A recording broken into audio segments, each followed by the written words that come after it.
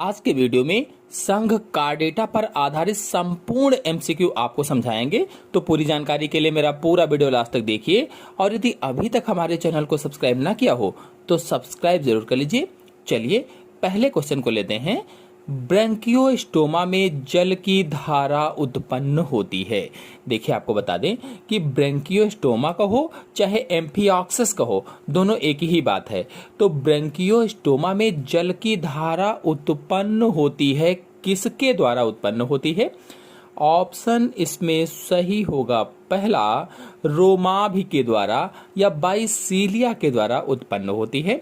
आपको बता दें कि ब्रैंकियोस्टोमा में मुख के चारों तरफ सीलिया पाई जाती हैं, यानी मुख के चारों ओर रोमाभियुक्त या सीलिएटेड सिराई पाए जाते हैं। सीलिएटेड सिराई और सिराई संवेदी होते हैं या सेंसरी होते हैं, और इनके जो रोमाभि होते हैं, जो सीलिया होते हैं, ये जल धारा उत्पन्न करने का कार्य करते हैं। फिर अगले क्वेश्चन पर आते हैं। एम्फिऑक्सिस के निषेचित अंडे से संबंधित निम्नलिखित कौन सा कथन सत्य है? अब एम्फिऑक्सिस यहाँ लिखा है, चाहे ब्रैंकियोस्टोमा लिखा होता तब भी यही क्वेश्चन है। तो इसमें आंसर कौन सा सही होगा? Which of the following statements regarding the fertilised egg of amphioxus is true? Answer इसमें सही होगा पहला, पृष्ठीय वर्धमान नोटोकार्ड का निर्माण। आपको बता दें कि जो नोटोकार्ड है, नोटोकार्ड के निर्माण की प्रक्रिया नोटोजेनेसिस कहलाती है। यह मैंने लेक्चर में आपको समझाया भी था। और एम्फिऑक्सिस में नोटोकार्ड का निर्माण पृष्ठीय वर्धमान या डॉर्सल क्रिसेंट के द्वारा होता है। फिर नेक्स्ट क्वेश्चन है, निम्नलिखित में से कौन सजीव कार्डेट है परंतु कशेरुकी नहीं है? ऐसा कौन सा सजीव है इनमें से जो कार्डेट तो है लेकिन कशेरुकी नहीं है? Which of the following is a chordate but not a vertebrate?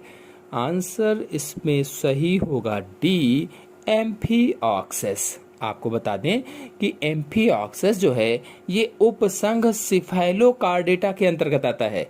सिफेलोकार्डेटा के अंतर्गत। नेक्स्ट क्वेश्चन है, एम्फिऑक्सिस संबंधित है। अभी देखिए क्वेश्चन मैंने आपको समझाया भी था, उसी पर आधारित क्वेश्चन है। तो इसका आंसर होगा सिफेलोकार्डेटा से संबंधित है। नेक्स्ट क्वेश्चन है, एम्फिऑक्सिस का कौन सा लक्षण सत्य है? विच character of amphioxus is true? चार ऑप्शन दिए गए हैं, कौन सा ऑप्शन सही होगा इसमें? ऑप्शन सही होगा पहला, ओरल हुड की उपस्थिति, यानी प्रेजेंस ऑफ ओरल हुड, ये सत्य है। नेक्स्ट क्वेश्चन है, एम्फिऑक्सिस में मायोटोम्स की अनुमानित संख्या है? जल्दी से सोचिए और बताइए। जो एम्फिऑक्सिस होता है, जो ब्रैंकियोस्टोमा होता है, उसमें approximate number of myotomes in amphioxus is? Answer इसमें सही होगा सी, 60 होती है। आपको बता दें कि एम्फिऑक्सिस की जो मांसपेशियां होती हैं, ये विशिष्ट मेटामेरिक विभाजन प्रदर्शित करती हैं या मेटामेरिक रिगमेंटेशन प्रदर्शित करती हैं, रिगमेंटेशन। और इनमें वी आकार के मांसपेशीय खंड पाए जाते हैं, मसल सेगमेंट पाए जाते हैं वी आकार के, जिसे मायोटोम्स कहा जाता है। और इनकी संख्या लगभग में 60 से 62 होती है। लेक्चर में आपको समझाया भी था कि मायोटोम्स किसे कहते हैं। नेक्स्ट क्वेश्चन है, कौन प्रकाश उत्सर्जित करता है? Herdmania, Ascidia, Ciona, Pyrosoma? Which of the following shows illuminations? Answer इसमें सही होगा डी, पाइरोसोमा। आपको बता दें जो पाइरोसोमा है ये कार्डेटा संघ के उपसंघ यूरोकार्डेटा का एक समुद्री जंतु है। जो कार्डेटा संघ है उसके उपसंघ यूरोकार्डेटा का समुद्री जंतु है पाइरोसोमा, और यह प्रकाश उत्सर्जित करता है, इसीलिए यह एक जयोप्रदीप्त जंतु है, यह बायोल्यूमिनेसेंट जंतु कहलाता है। नेक्स्ट क्वेश्चन है, बेलिनोग्लॉसस को सामान्यतः जाना जाता है, किस रूप में जाना जाता है? Balanoglossus is commonly known as? Answer सही होगा जिह्वा कृमि के रूप में, यानी बेलिनोग्लॉसस को जिह्वा कृमि भी कहा जाता है, एम्फिऑक्सिस भी कहा जाता है, कई सारे इसके नाम हैं। तो इसमें आंसर कौन सा सही होगा? डी वाला। आपको बता दें कि जो बेलिनोग्लॉसस है इसके शरीर के 3 भाग होते हैं मुख्य रूप से। एक तो सुंड यानी प्रोबोसिस, दूसरा कॉलर और तीसरा धड़ यानी ट्रंक। ये मैंने लेक्चर में अच्छे से संरचना में समझाया था। और इसमें जो प्रोबोसिस है ये जिह्वा के रूप में दिखाई देती है, इसीलिए इसे जिह्वा कृमि कहा जाता है। नेक्स्ट क्वेश्चन है, बेलिनोग्लॉसस का लार्वा है। लार्वा ऑफ बेलिनोग्लॉसस इज, आंसर सही होगा इसमें से सी, टॉर्नेरिया। जो लार्वा होता है ये बेलिनोग्लॉसस का लार्वा है। ये भी लेक्चर में समझाया था कि जो बेलिनोग्लॉसस है ये हेमिकार्डेटा से संबंधित जीव है और इसका टॉर्नेरिया लार्वा इकाइनोडर्मेटा जो संघ होता है उस संघ के जो बाइपिनेरिया लार्वा है उससे समानता रखता है। ये क्वेश्चन पूछा जा सकता है। जो टॉर्नेरिया लार्वा है बेलिनोग्लॉसस का ये किससे समान रखता है? ये इकाइनोडर्मेटा संघ के जो बाइपिनेरिया लार्वा था उससे समानता रखता है और इसे कशेरुकी व अकशेरुकी के बीच की कड़ी माना जाता है। बहुत इंपॉर्टेंट पॉइंट है, याद रखेंगे। अब अगला प्रश्न है, टोर्नेरिया किसका लार्वा है? देखिए उसी क्वेश्चन को इस तरह से पूछ लिया तो tornaria is a larva of Balanoglossus. Next question है, अधोगामी रूपांतरण विशिष्ट लक्षण है। Retrogressive metamorphosis is characteristic of, answer इसमें सही होगा पहला यूरोकार्डेटा। अधोगामी रूपांतरण यानी रेट्रोग्रेसिव मेटामॉर्फोसिस जो होती है यूरोकार्डेटा का विशिष्ट लक्षण होती है और इनमें टैडपोल से वयस्क में विकास के दौरान कुछ अंग संकुचित होकर पूर्ण रूप से विलुप्त हो जाते हैं, जैसे हर्डमानिया थी, बेट्रॉइलस था आदि में होता है। नेक्स्ट क्वेश्चन है, अन्य स्थानबद्ध प्रोटोकार्डेटा जंतु निम्नलिखित में से किस वर्ग में पाए जाते हैं? तो इसमें आंसर कौन सा सही होगा? आंसर सही होगा इसमें से सी, एसिडिएसिया वर्ग में पाए जाते हैं। आपको बता दें कि एसिडिएसिया प्रोटोकार्डेटा का एक समूह, एक वर्ग है कह लीजिए, और यह यूरोकार्डेटा या ट्यूनिकेटा उपसंघ के अंतर्गत आता है और इस वर्ग के जो जंतु होते हैं वो स्थानबद्ध होते हैं और इनके वयस्क में पूंछ, नोटोकार्ड तथा तंत्रिका रज्जु का अभाव होता है, नहीं पाई जाती हैं, जैसे हर्डमानिया था, इसिडिया था आदि जंतुओं में। नेक्स्ट क्वेश्चन है, हेमिकार्डेट में प्रजनन मुख्यतया होता है अलैंगिक, मुकुलन, लैंगिक, पुनर्जनन। Reproduction in hemichordate is mainly, answer सही होगा इसमें से सी, लैंगिक होता है, लैंगिक। आपको बता दें कि जो हेमिकार्डेट हैं इनकी संरचना कैसी है? द्विपक्षीय होती है, द्विपक्षीय, और इनका शरीर 3 भागों का बना होता है, शोषण नलिका, कॉलर और ट्रंक का बना होता है और इनमें प्रजनन सामान्य रूप से लैंगिक ही होता है। नेक्स्ट क्वेश्चन है, यूरोकार्डेटा में उत्सर्जन होता है किसके द्वारा? Excretion in urochordates is occurred through, answer इसमें सही होगा डी, न्यूरल ग्रंथि, पाइलोरिक ग्रंथि और नेफ्रोसाइट्स के द्वारा होता है। अब देखिए यूरोकार्डेटा उपसंघ है तो इसके अंदर कई सारे जंतु आते हैं, तो इसमें से किसी में न्यूरल ग्रंथि में, किसी जंतु में पाइलोरिक ग्रंथि से और किसी जंतु में नेफ्रोसाइट्स के द्वारा उत्सर्जन होता है। तो इसका आंसर कौन सा होगा? डी वाला। आपको बता दें कि जो इसमें न्यूरल ग्रंथि है ये लगभग में 4 मिलीमीटर लंबी और 1 मिलीमीटर मोटी होती है और इसका कार्य क्या है? तो उत्सर्जन करना इसका कार्य होता है। नेक्स्ट क्वेश्चन है, हर्डमानिया में उत्सर्जन होता है किसके द्वारा? तो excretion in Herdmania takes place, तो हर्डमानिया में उत्सर्जन किसके द्वारा होगा? न्यूरल ग्रंथि के द्वारा होता है। अब प्रश्न अगर इसी को घुमाकर पूछा जाए कि हर्डमानिया में न्यूरल ग्रंथि का मुख्य कार्य क्या होता है? Main function of neural gland in Herdmania is in, answer से होगा उत्सर्जन करना। नेक्स्ट क्वेश्चन है, निम्न में से किसमें वेनेडियम श्वसन पिगमेंट का कार्य करता है? Vanadium is supposed to be the respiratory pigment in, answer सही होगा हर्डमानिया यानी सी वाला। आपको बता दें कि वेनेडियम जो है ये हर्डमानिया में प्राकृतिक रूप से पाया जाता है। वेनेडियम हर्डमानिया के अंतर प्राकृतिक रूप से पाया जाता है। जब मैंने हर्डमानिया का लेक्चर बताया था तो उसमें पढ़ाया था आपको, और यह श्वसन पिगमेंट का कार्य करता है या रेस्पिरेटरी पिगमेंट का कार्य करता है। नेक्स्ट क्वेश्चन है, हर्डमानिया की बाह्य आकारिकी में वह कौन एकल सबसे महत्वपूर्ण लक्षण है जो इंगित करता है कि वह एसिडिसिया में आता है?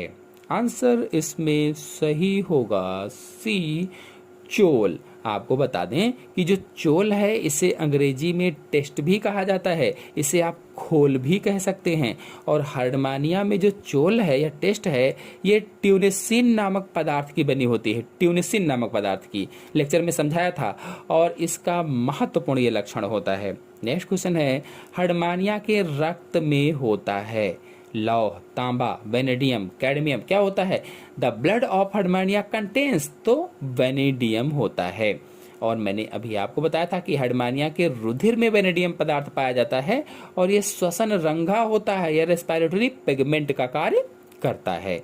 नेक्स्ट क्वेश्चन है, हर्डमानिया में किसके द्वारा उत्सर्जन होता है? Excretion in Herdmania takes place by. Answer इसमें सही होगा न्यूरल ग्रंथि के द्वारा होता है। और न्यूरल ग्रंथि जो है ये कशेरुकी के जो पिट्यूटरी ग्रंथि होती है उसके समजात होती है। कशेरुकी जो जंतु होते हैं, जो वर्टिब्रेट एनिमल होते हैं, उनमें जो पिट्यूटरी ग्रंथि पाई जाती है उसके समजात होती है या होमोलॉगस होती है। नेक्स्ट क्वेश्चन है, स्थिरण पिंडिका पाई जाती है। Fixation papillae are found in ascidian larva में पाई जाती है। और आपको बता दें इस जो यह संरचना है इसको किसी वस्तु या स्थान से जुड़ने में सहायता करती है, यानी इस जंतु को किसी वस्तु या स्थान से जुड़ने में हेल्प करती है। नेक्स्ट क्वेश्चन है, चक्रांग होता है किसमें? Wheel organ is present in. Answer सही होगा इसमें से डी, एम्फिऑक्स में। ये अभी पिछले वीडियो कल में ही पढ़ाया है आपको। तो चक्रांग किसमें होगा? एम्फिऑक्स में पाया जाता है और यह भोजन ग्रहण करने का कार्य करता है, यानी पाचन तंत्र का एक प्रमुख अंग होता है चक्रांग और भोजन ग्रहण करने का कार्य करता है। नेक्स्ट क्वेश्चन है, एंसर का एग रोलिंग बर्ताव फिक्स्ड एक्शन पैटर्न का एक उदाहरण है। यह संबंधित है, किससे संबंधित है? तो आंसर सही होगा इसमें से पहला, कॉनरैड लॉरेंज से संबंधित है। आपको बता दें कि फिक्स्ड एक्शन पैटर्न व्यवहार के बारे में कॉनरैड लॉरेंज ने बताया था और इन्होंने एंसर के एग रोलिंग की व्याख्या भी की थी। नेक्स्ट क्वेश्चन है, ब्रेंकियोस्टोमा में oocyte को कहते हैं। The oocyte on Branchiostoma are said to be. Answer सही होगा इसमें से पहला, ओलिगोलेसिथल कहते हैं, ओलिगोलेसिथल। आपको बता दें oocyte या एग में जब यॉक की मात्रा सामान्य से कम होती है या सामान्य से कम रहती है तो इसे ओलिगोलेसिथल कहा जाता है या माइक्रोलेसिथल कहा जाता है। और ब्रेंकियोस्टोमा में ऐसा ही oocyte पाया जाता है जिसमें यॉक की मात्रा सामान्य से कम होती है। नेक्स्ट क्वेश्चन है, एम्फिऑक्सिस का अंडाणु है। The egg of amphioxus is अल्पपीतकी होता है या माइक्रोलेसिथल होता है। नेक्स्ट क्वेश्चन है, कौन कथन सत्य है? ऐसा कौन सा इसमें कथन है जो सत्य है? तो आंसर सही होगा इसमें से पहला, प्रोटोकार्डेटा समुद्री जंतु होते हैं या प्रोटोकार्डेटा समुद्री होते हैं। चलिए अब कार्डेटा के अंतर्गत पीसीज वर्ग पर आधारित सभी एमसीक्यू समझ लेते हैं। चलिए पहले क्वेश्चन को लेते हैं। धरती पर सबसे पहले वर्टिब्रेट जंतु थे। First vertebrate on earth were. इसमें कौन सा ऑप्शन सही होगा? जल्दी से सोचें और बताएं कि धरती पर सबसे पहले वर्टिब्रेट कौन थे। तो इसका आंसर सही होगा पहला, वर्टिब्रेट कौन थे? तो ऑस्ट्रेकोडर्मी थे। ऑस्ट्रेकोडर्मी ये सबसे पहले वर्टिब्रेट थे जो अब पूर्णतः विलुप्त हो चुके हैं, नहीं हैं। दूसरा क्वेश्चन है, मलेरिया के नियंत्रण के लिए कौन सी मछली प्रयोग में आती है? The fish used for control of malaria is. Answer इसमें कौन सा सही होगा? जल्दी से सोचें और बताएं। आंसर इसमें सही होगा बी, गैम्बूसिया मछली जो होती है ये मलेरिया के नियंत्रण के लिए प्रयोग की जाती है। आपको बता दें कि मलेरिया का जो नियंत्रण है, जो कंट्रोल है, इसके लिए कुछ लार्वा भक्षी मछलियों का जलाशयों में प्रयोग किया जाता है। लार्वा भक्षी और पोएसिलिया रेटिकुलेटा, गैम्बोसिया आदि लार्वा भक्षी मछलियां होती हैं। यह लार्वा भक्षी मछलियों के ये उदाहरण हैं, पोएसिलिया रेटिकुलेटा और गैम्बोसिया। नेक्स्ट क्वेश्चन है, कौन सी एक वास्तविक मछली है? Which one is the true fish? 4 option दिए गए हैं, सोचिए और बताइए। इसमें आंसर सही होगा डी, फ्लाइंग फिश एक वास्तविक मछली है। आपको बता दें कि फ्लाइंग फिश वास्तविक मछली है और मत्स्य वर्ग के अंतर्गत आती है या फिशीज वर्ग में आती है। इसी तरह से cat fish, pipe fish, paddle fish, gold fish और ग्लोब फिश ये सभी वास्तविक मछलियां हैं और मत्स्य वर्ग के अंतर्गत आती हैं या फिशीज वर्ग के अंतर्गत आती हैं। लेकिन silver fish, cuttle fish, jelly fish और व्हेल फिश ये असत्य मछलियां हैं, वास्तविक मछलियां नहीं हैं। और जो सिल्वर फिश है ये इंसेक्टा कीट के अंतर्गत आती है, जो कटल फिश है ये मोलस्का के अंतर्गत आती है, जो जेली फिश है ये निडेरिया के अंतर्गत आती है और जो व्हेल है ये स्तनधारी है। नेक्स्ट क्वेश्चन है, कौन वास्तविक मछली है? देखिए उसी पर आधारित क्वेश्चन पूछा गया है, वास्तविक मछली कौन सी है बताना है। तो सोचिए और बताइए, विच इज ट्रू फिश? तो इसमें आंसर सही होगा पहला, कैट फिश वास्तविक मछली होती है। कैट फिश वास्तविक मछली है और मत्स्य वर्ग के अंतर्गत आती है। नेक्स्ट क्वेश्चन है, स्कोलियोडॉन की लाल रुधिर कणिकाएं होती हैं, कौन सी होंगी? 4 ऑप्शन दिए गए हैं, एरिथ्रोसाइटिस, स्क्लोडॉन और आंसर सही होगा इसमें से सी, अंडाकार केंद्रक युक्त होती हैं। आपको बता दें कि स्कोलियोडॉन को डॉग फिश के नाम से भी जाना जाता है और पिछले वीडियो में मैंने स्कोलियोडॉन पर पूरी संरचना, उसकी आंतरिक बाह्य सबको समझाया है। अगर आप लोगों ने वो वीडियो नहीं देखा है तो जाकर के देख सकते हैं। तो इसकी लाल रक्त जो कणिकाएं होती हैं, जो आरबीसी होते हैं या एरिथ्रोसाइट्स होते हैं, ये अंडाकार होते हैं या ओवल होते हैं और इनमें एक केंद्रक तथा आयरन का एक यौगिक हीमोग्लोबिन पाया जाता है। नेक्स्ट क्वेश्चन है, स्लेस्मोब्रैंकाई मछलियों में कौन सी अंतःस्रावी ग्रंथि नहीं पाई जाती है? 4 ऑप्शन दिए गए हैं और पूछा गया है, एंडोक्राइन ग्लैंड्स एब्सेंट इन स्लेस्मोब्रैंकाइज। तो इसमें कौन सा आंसर सही होगा?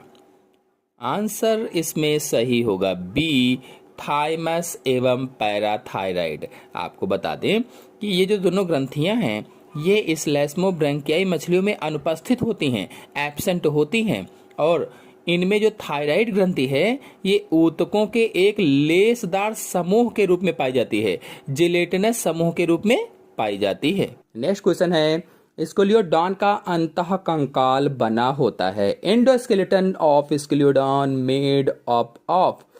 कौन सा ऑप्शन सही होगा? तो आंसर सही होगा इसमें पहला, उपास्थिका बना होता है या endoskeleton of Scoliodon made up of cartilage. आपको बता दें कि यह मत्स्य वर्ग का कार्टिलेजिनस मछली होती है। जो स्कोलियोडॉन है ये मत्स्य वर्ग की कार्टिलेजिनस मछली है और यह नैथोस्टोमेटा समूह के अंतर्गत आती है, नैथोस्टोमेटा समूह के अंतर्गत। और इसका पूरा जो अंतः कंकाल होता है, एंडोस्केलेटन होता है, वो उपास्थि अथवा कार्टिलेज का बना होता है और ये पिंडज होते हैं अर्थात वायवपरस होते हैं। नेक्स्ट क्वेश्चन है, डॉग फिश निम्न में से किस समूह के अंतर्गत आती है? अब डॉग फिश किसे कहा जाता है? तो स्कोलियोडॉन को ही कहा जाता है। और किस समूह में आएगी? तो नैथोस्टोमेटा में आएगी, अभी मैंने आपको बताया था। नेक्स्ट क्वेश्चन है, कौन सी मछली पिंडज होती है?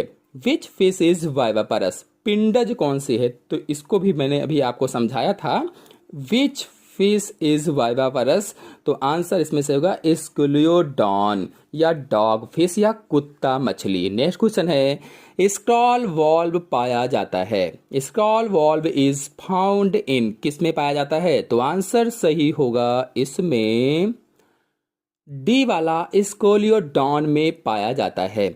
आपको बता दें कि ये वार्मावत घूमी हुई संरचनाएं होती हैं। वार्मावत जो स्क्रॉल वॉल्व है ये वार्मावत या एंटी क्लॉकवाइज घूमी हुई संरचनाएं होती हैं, फोल्डेड स्ट्रक्चर होता है और यह केचुए में पाई जाने वाली जो टिफ्लोसॉल होती है, जो केचुए में टिफ्लोसॉल पाई जाती है, बिल्कुल उसी की तरह अवशोषण के लिए सतह क्षेत्र को बढ़ाता है या सरफेस एरिया को इंक्रीज करता है। नेक्स्ट क्वेश्चन है, किसके नर में पैतृक संरक्षण गुण पाया जाता है? Parental care by male is found in. Answer इसमें कौन सा सही होगा, सोचें और बताएं।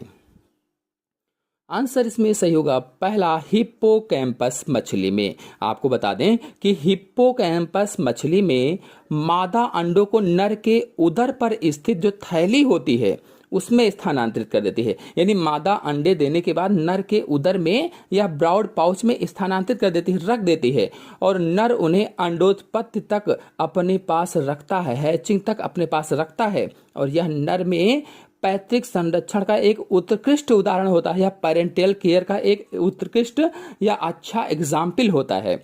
फिर अगला क्वेश्चन है, एस्ट्रोमेटियस अर्जेंटियस को सामान्यतः कहते हैं। एस्ट्रोमेटियस अर्जेंटियस इज कॉमनली कॉल्ड। कौन सा ऑप्शन सही होगा?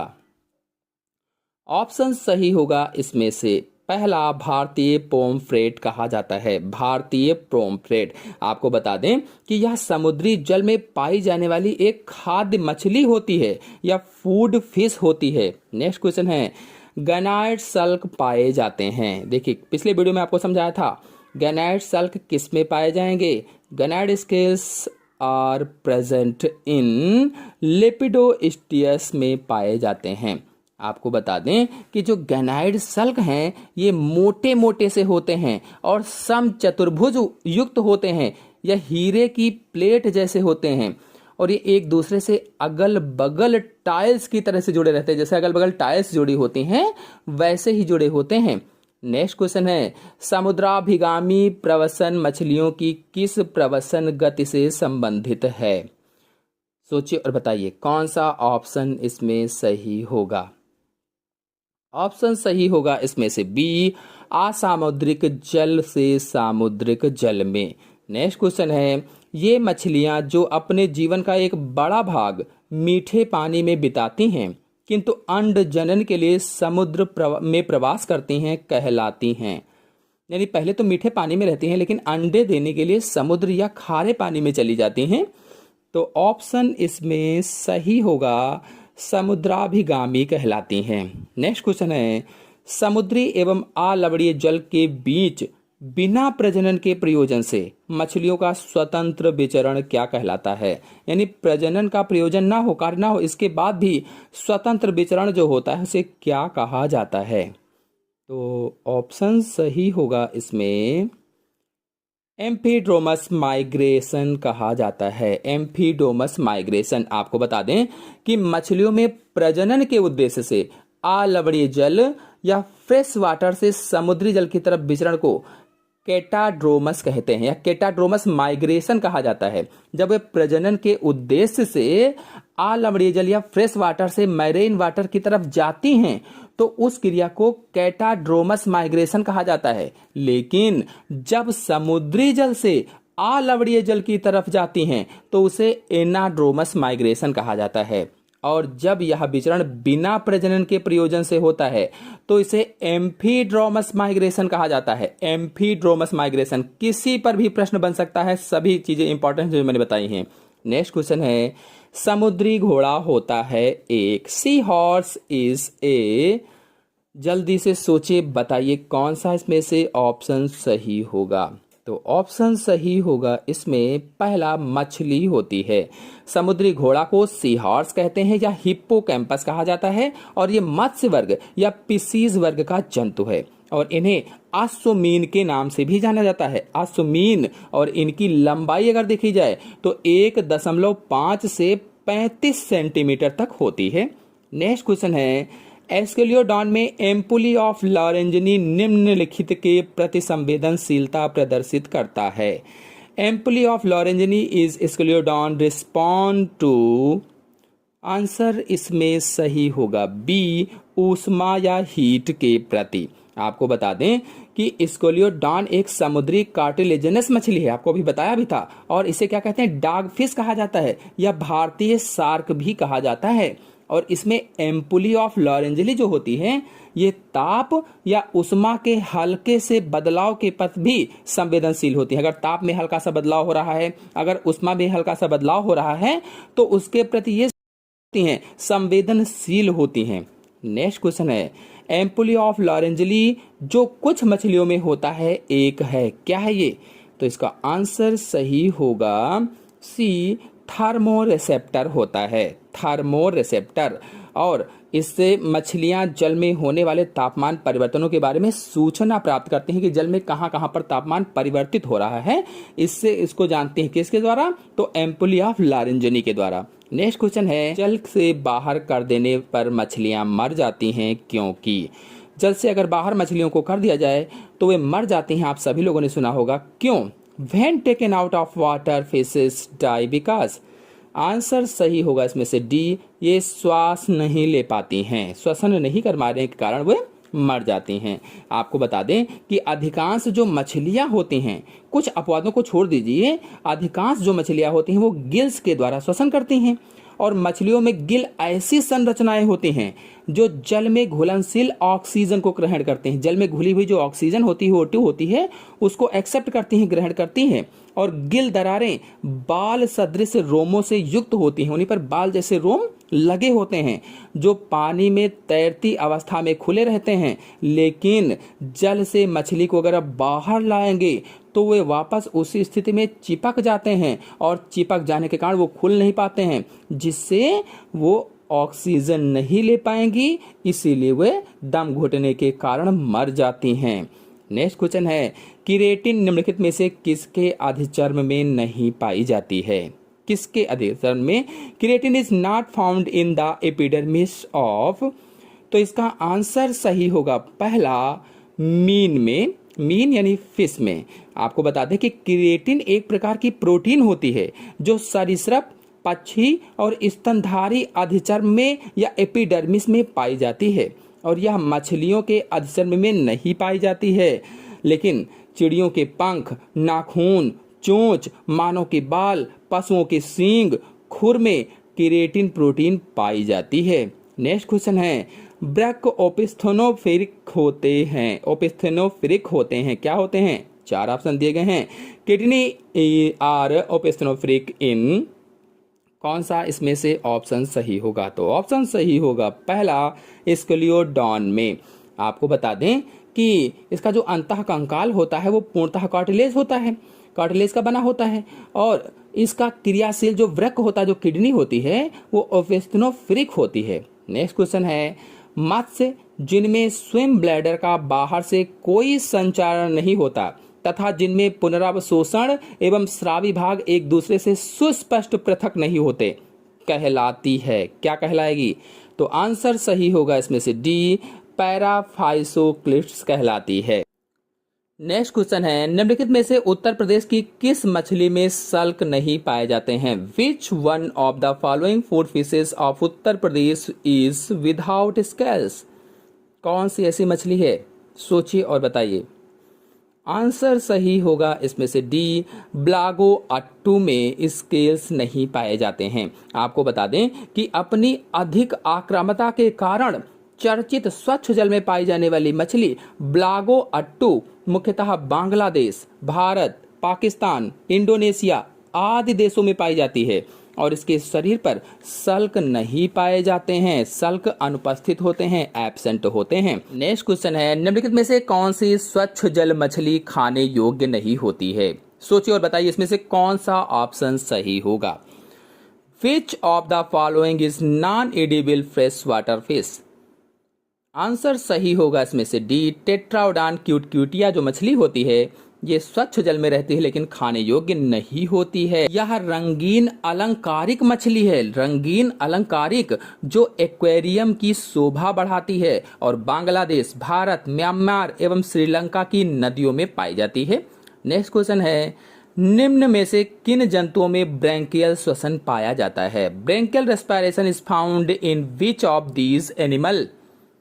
आंसर इसमें सही होगा डी, मछली तथा एथियोसिस में पाया जाता है। एथियोफिश होता है, मछली तथा एथियोफिश में पाया जाता है। आपको बता दें कि श्वसन क्रिया में विभिन्न संरचनाओं के उपयोग के आधार पर इसे विभिन्न प्रकार से बांटा गया है या बांटा जा सकता है। जैसे त्वचीय श्वसन है, फुफ्फुसीय श्वसन है, ब्रैंकियल श्वसन है आदि होते हैं। और त्वचीय श्वसन त्वचा के माध्यम से होता है, फुफ्फुसीय श्वसन फेफड़ों के माध्यम से होता है, जबकि जो ब्रैंकियल श्वसन है, ब्रैंकियल श्वसन गलफड़ों अथवा गिल्स के माध्यम से पूरा होता है। और मछली तथा इथियोफिस में ब्रैंकियल श्वसन पाया जाता है, यानी गिल्स के माध्यम से होता है। नेक्स्ट क्वेश्चन है, निम्नांकित में से कौन एक फुफ्फुस मछली नहीं है? Which of the following is not a lung fish? सोचिए और बताइए। आंसर इसमें सही होगा बी, सार्डिनेला मछली जो है फुफ्फुस मछली नहीं है। फुफ्फुस मछलियों के समूह में 3 वंश आते हैं, प्रोटोपैटेरस, नियोसेरेटोडस और लेपिडोसाइरेन आते हैं। और सार्डिनेला फुफ्फुस मछलियों के समूह में नहीं आता है, अतः इसमें उत्तर कौन सा सही होगा? बी वाला सही होगा। चलिए अब कार्डेटा के अंतर्गत उभयचर वर्ग के सभी एमसीक्यू समझ लेते हैं। पहले क्वेश्चन को लेते हैं। मिडवाइफ टोड है एलाइट्स, पाइपा, ब्यूफो, डिस्कोग्लॉसस। कौन सा आंसर इसमें सही होगा? मिडवाइफ टोड इज पहला वाला सही होगा, एलाइट्स है। जो एलाइट्स है इसी को मिडवाइफ टोड कहा जाता है और यह अधिकांश रूप से यूरोपीय देशों में पाया जाता है, यूरोपीय जो देश होते हैं। और इसके नर में पैतृक संरक्षण के गुण पाए जाते हैं। जो इसका नर होता है, जो मेल होता है, उसमें पेरेंटल केयर के गुण पाए जाते हैं। और यह टैडपोल की उत्पत्ति का निषेचित अंडों को अपनी जांघ के पास सुरक्षित रखता है, जांघ के पास में। नेक्स्ट क्वेश्चन है, मेढक का अंडाणु होता है। The egg of frog is. कौन सा ऑप्शन सही होगा? सोचिए और जल्दी से बताइए कि मेढक का अंडाणु होता है। तो आंसर इसमें सही होगा डी, दूरस्थ पीतकी होता है, टीलोलेसिथल होता है या दूरस्थ पीतकी। आपको बता दें कि जो अंडा होता है या ओवम होता है, उस पे जो पीत होता है यानी यॉक जो होता है, यॉक के वितरण के आधार पर अंडे कई प्रकार के होते हैं। जो अंडे में यॉक जो पाया जाता है, जो पीत पाया जाता है, उसके आधार पर अंडे कई तरह के होते हैं।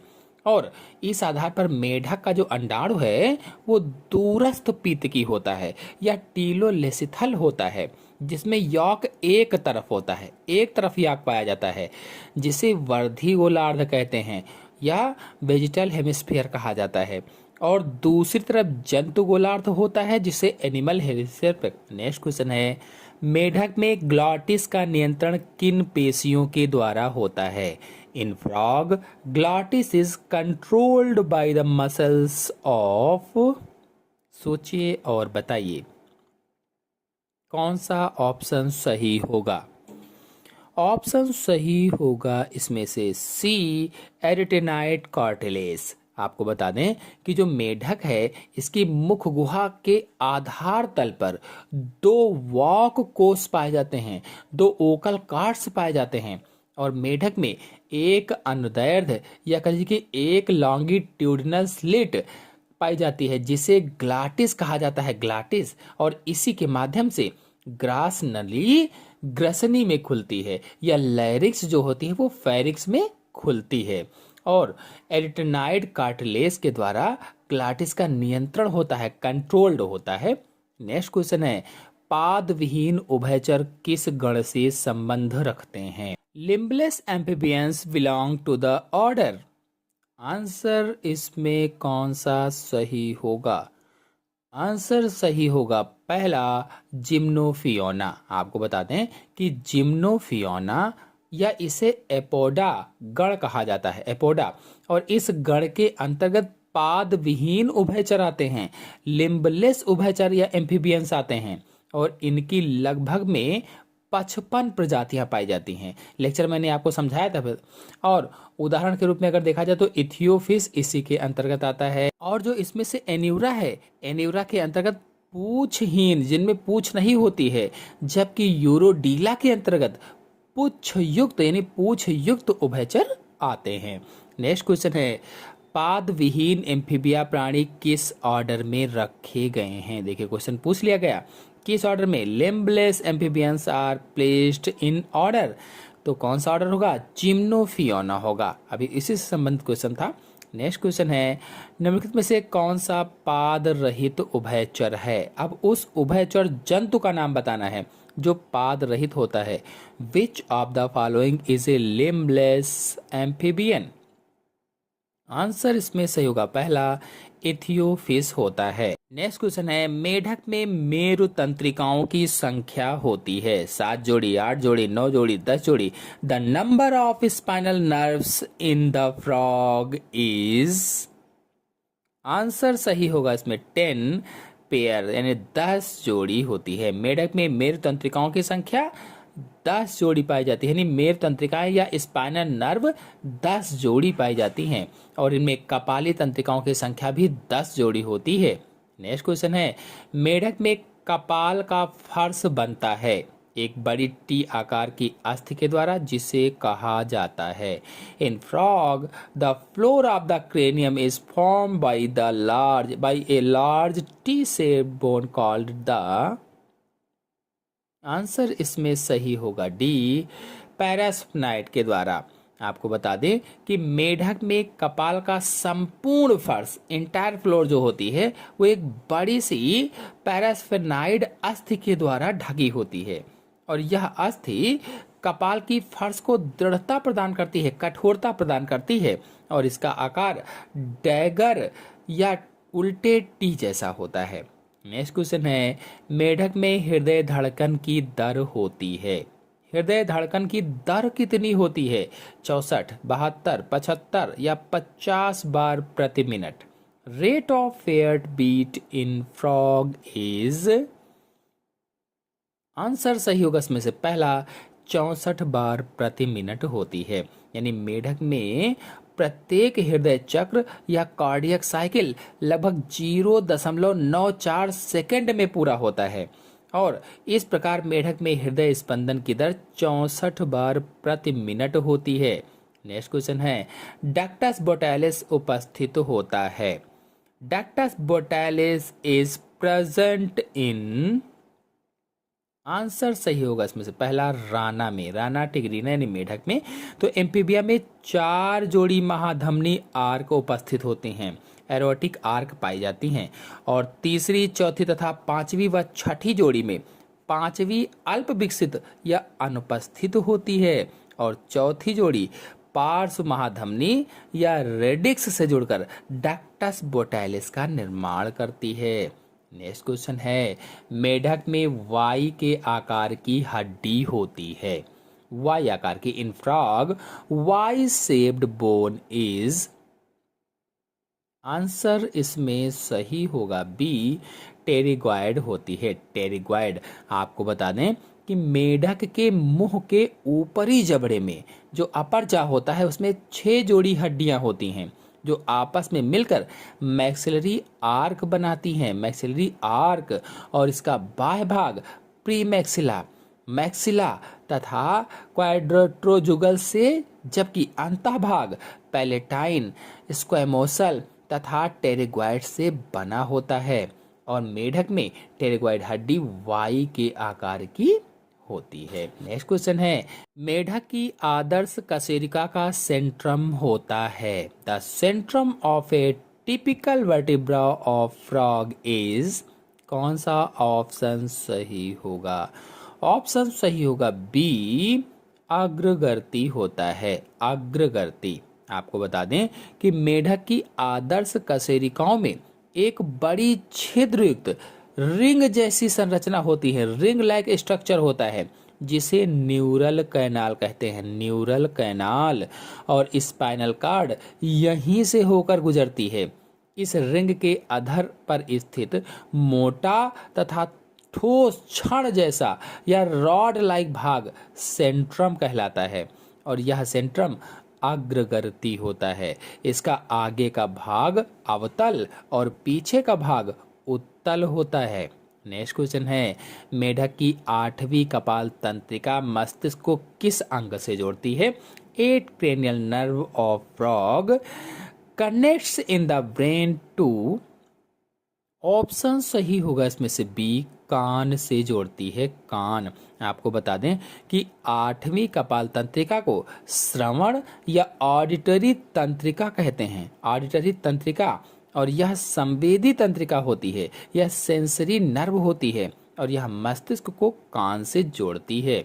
नेक्स्ट क्वेश्चन है, मेढक में अग्रपाद का अंगुलास्थ सूत्र होता है। अग्रपाद का अंगुलास्थ सूत्र क्या होता है? तो देखिए इसमें ऑप्शन सही होगा कौन सा, digital formula of 4 limbs in frog is, पहला वाला 0 2 2 3 3 होता है।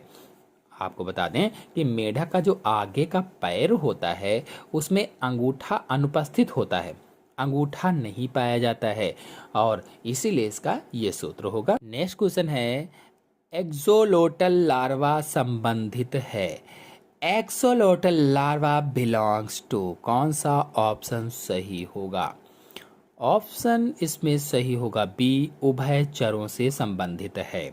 आपको बता दें कि एक्सोलोटल लार्वा एम्फीबिया या एम्फीस्टोमा से संबंधित है और इनमें नियोटनी अवस्था पाई जाती है, नियोटनी स्टेज पाई जाती है और थायरॉक्सिन की कमी के कारण इनके लार्वा में रूपांतरण नहीं होता है, इनके अवयस्क में ही यौन परिपक्वता आ जाती है। नेक्स्ट क्वेश्चन है, नियोटनी पाई जाती है। देखिए आगे क्वेश्चन, तो neoteny is found in, axolotl larva में नियोटनी पाई जाती है। नियोटनी क्या है अभी आपको बताया था, एक्सोलोटल लार्वा में पाई जाती है और थायरॉक्सिन की कमी के कारण इनके लार्वा में जो रूपांतरण होता है वो नहीं होता है, मेटामॉर्फोसिस नहीं होती है और इनके अवयस्क में ही यौन परिपक्वता आ जाती है। नेक्स्ट क्वेश्चन है, डिंभक जनन देखा जाता है। नियोटनी इज ऑब्जर्व्ड इन, डिंभक जनन यानी नियोटनी, तो आंसर सही होगा इसमें से पहला, एम्फीस्टोमा में देखा जाता है और एम्फीस्टोमा लार्वा को एक्सोलोटल लार्वा कहा जाता है और इसमें लार्वा अवस्था में ही जनन प्रक्रिया प्रारंभ हो जाती है। कहने का मतलब ये है कि इसका कायांतरण नहीं होता है और यह वयस्क में परिवर्तित हुए बिना ही, वयस्क बने बिना ही जनन योग्य हो जाता है और ऐसी जनन प्रक्रिया को डिंभक जनन या नियोटिनी कहा जाता है। नेक्स्ट क्वेश्चन है, एक्सोलोटल डिंभक दर्शाता है। एक्सोलोटल लार्वा एक्सिबिट्स, आंसर इसमें सही होगा सी, डिंभक जनन तथा छद्म जनन दोनों दर्शाता है। आपको बता दें कि एक्सोलोटल लार्वा कुछ एम्फीबियंस में पाया जाता है और यह लार्वा अवस्था में जनन करता है। लार्वा अवस्था में जनन की क्रिया छद्म जनन कहलाती है और इसके लार्वा अवस्था में ही शारीरिक रूप से बने रहने तथा लैंगिक विकास जनन योग्य होने की घटना नियोटिनी कहलाती है, कई बार आपको बता चुके हैं। नेक्स्ट क्वेश्चन है, सबसे बड़ी आरबीसी किसमें पाई जाती है? Largest RBC are found in, answer सही होगा इसमें से सी, एम्फियोमा में पाई जाती है। एम्फियोमा में सबसे बड़ी या लार्जेस्ट आरबीसी पाई जाती है और प्रोटियस जो होता है इसमें भी पाई जाती है। चलिए अब कार्डेटा के अंतर्गत सरीसृप वर्ग के सभी एमसीक्यू समझा देते हैं। एमनियोटा में शामिल नहीं है, एमनियोट्स डू नॉट इंक्लूड्स, सोचिए और बताइए कौन सा ऑप्शन इसमें सही होगा?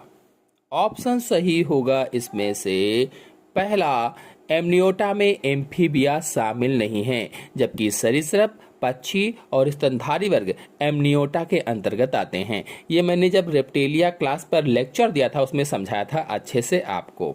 और आपको बता दें कि इनमें भ्रूणीय अवस्था में बाह्य भ्रूणीय कलाएं एमनियन, कोरियन और एलेंटायस पाई जाती हैं। जो सरीसृप हैं, पक्षी हैं, स्तनधारी हैं, भ्रूणीय अवस्था में इनमें भ्रूणीय कलाएं पाई जाती हैं, एक्स्ट्रा एम्ब्रियोनिक मेम्ब्रेन्स पाई जाती हैं। कौन कौन सी? एमनियन, कोरियन और एलेंटायस। नेक्स्ट क्वेश्चन है, यूरोमेस्टिक्स में अवस्कर द्वार बटा होता है। देखिए जब यूरोमेस्टिक्स पर लेक्चर दिया था तो अच्छे से आपको समझाया था। सोचिए और बताइए कौन सा ऑप्शन सही होगा?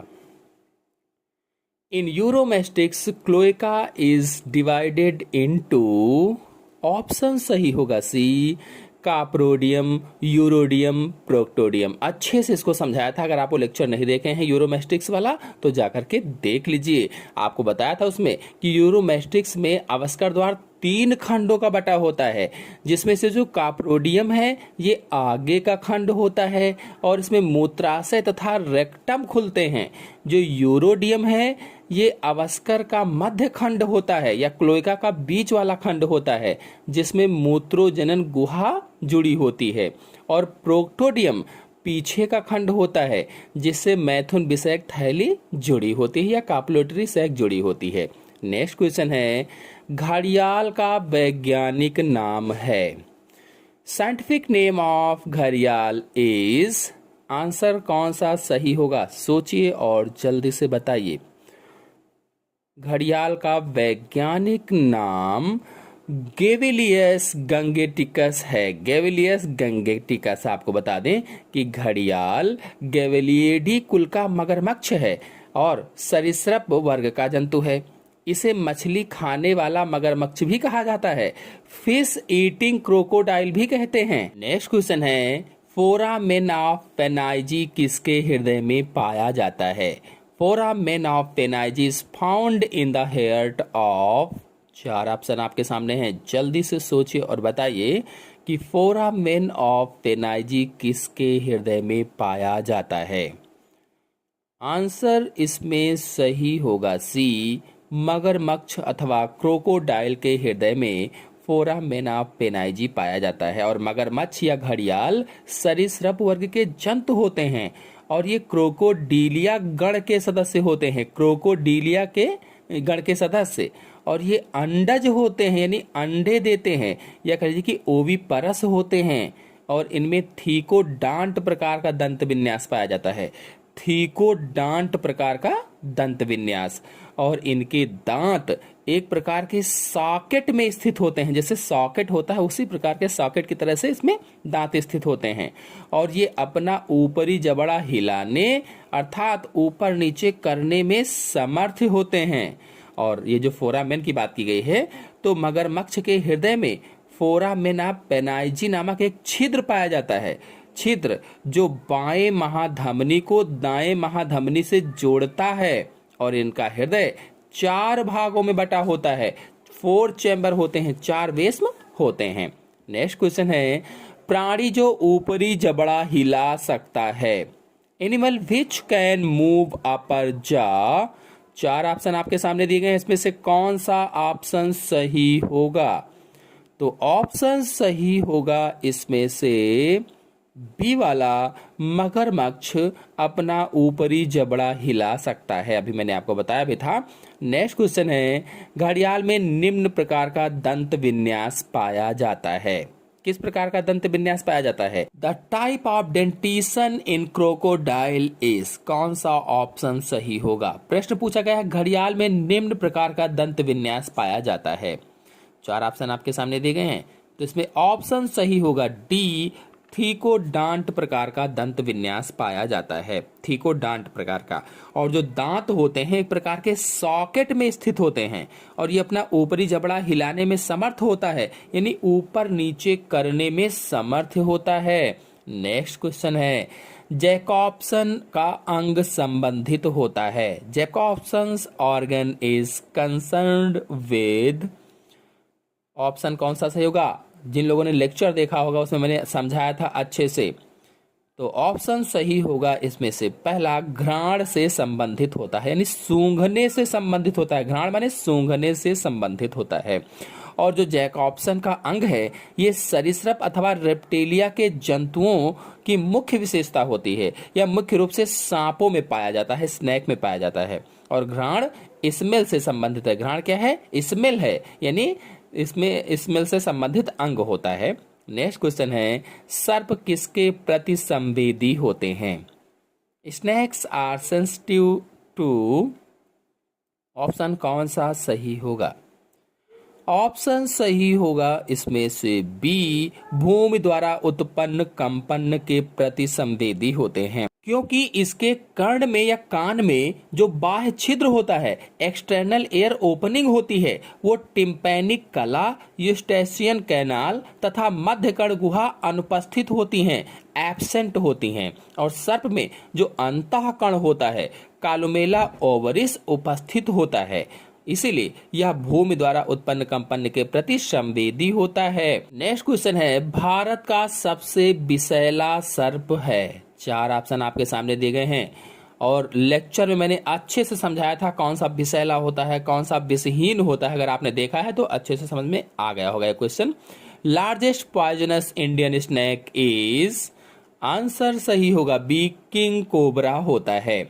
आपको मैंने बताया था कि लगभग में 350 भारतीय प्रजातियां जो होती हैं, इनमें से केवल 69 विषैले होते हैं, 69 जातियां, जिनमें से 29 समुद्री विषैले होते हैं और 40 स्थल पर पाए जाने वाले विषैले होते हैं। धामिन, अजगर, दुमुही ये सर्प विषहीन होते हैं, जबकि कैरत, कोबरा ये जो होते हैं बहुत ही विषैले होते हैं। नेक्स्ट क्वेश्चन है, कौन सा सर्प जहरीला नहीं है? Which of the following snake is not poisonous?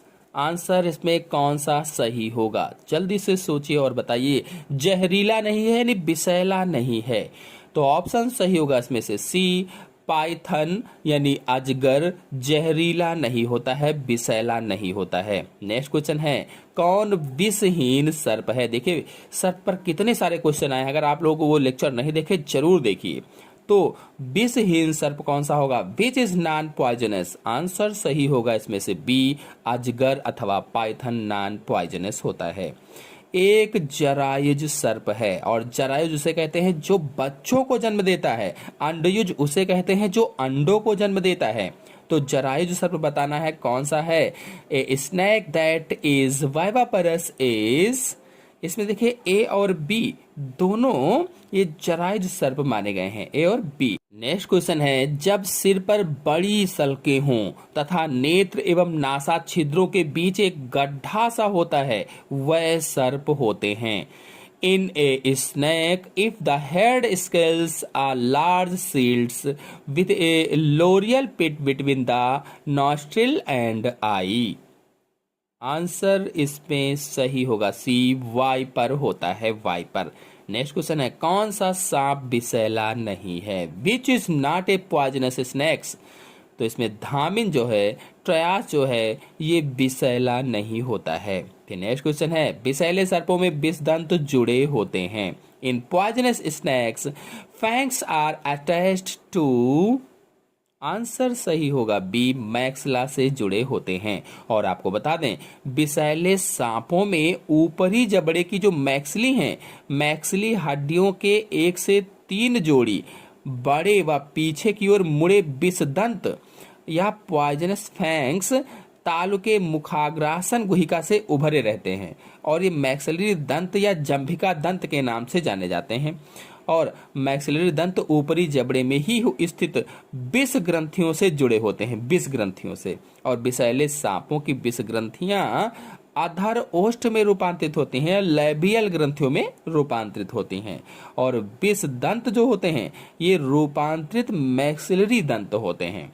Next question है, विषैले सर्पों के विषदंत रूपांतरित होते हैं। In poisonous snakes fangs are modified. Answer कौन सा सही होगा? आंसर सही होगा इसमें से पहला, मैक्सिलरी दंत के।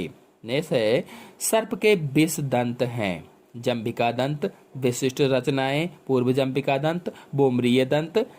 Poisonous fangs of snakes are, answer सही होगा पहला, जंभिका दंत होते हैं या मैक्सिलरी दंत होते हैं।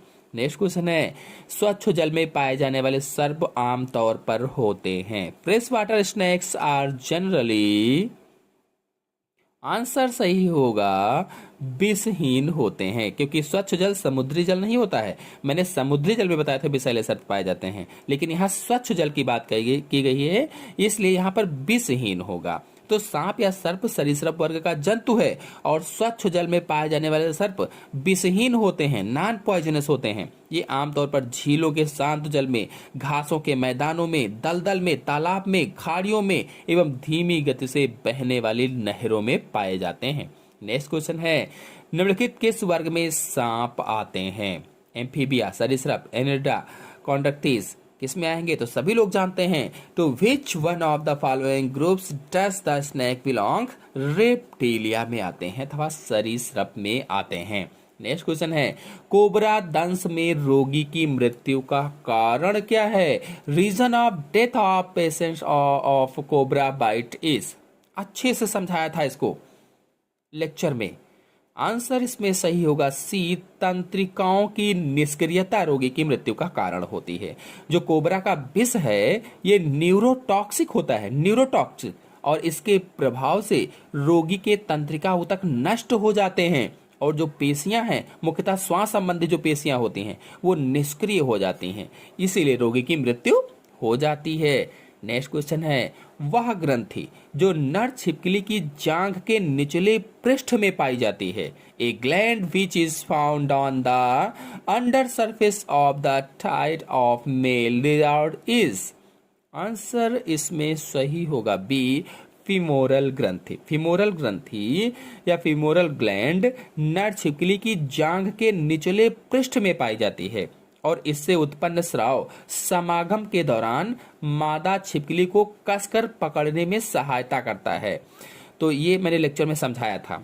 नेक्स्ट क्वेश्चन है, यूरोमेस्टिक्स का शरीर बटा होता है। The body of uromastix is divided into.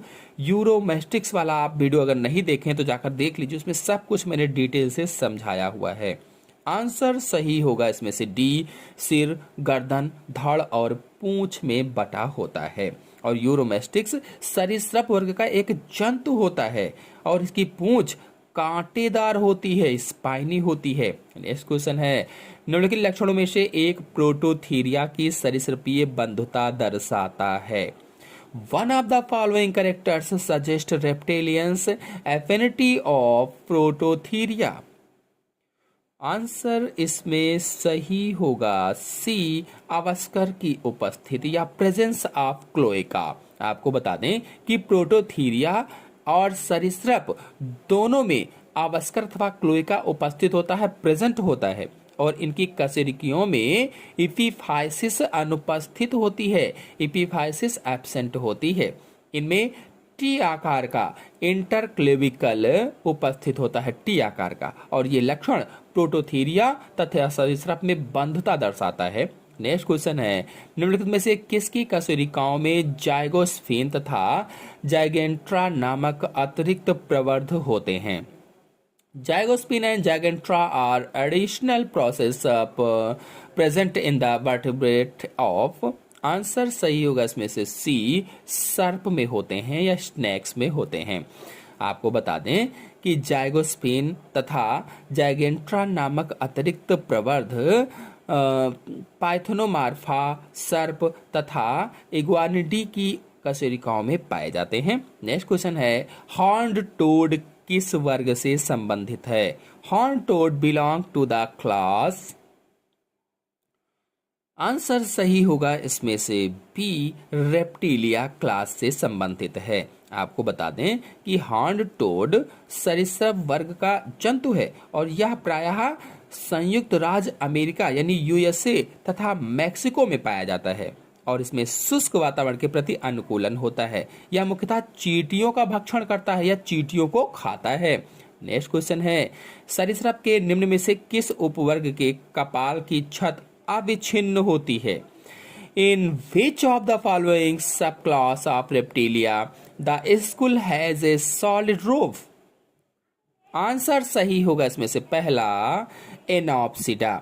आपको बता दें कि सरीसृप के एनॉप्सिडा उपवर्ग के अंतर्गत आने वाले जंतुओं के कपाल की जो छत होती है वो अविच्छिन्न होती है, सॉलिड होती है। इनमें टेम्पोरल छिद्र अनुपस्थित होता है या टेम्पोरल ओपनिंग नहीं पाई जाती है। चलिए पक्षी वर्ग के सभी एमसीक्यू समझ लेते हैं। कबूतर में बाह्य नासारंध्र ढका होता है। The external layers of pigeon are covered with, जो बाह्य नासा रंध्र होता है वो किस चीज के द्वारा ढका रहता है। जब कोलंबा अथवा पाइजन पर मैंने लेक्चर समझाया था पिछले वीडियो में, उसमें अच्छे से बताया था कि जो कबूतर का बाह्य नासा रंध्र होता है ये सेरी के द्वारा ढका रहता है।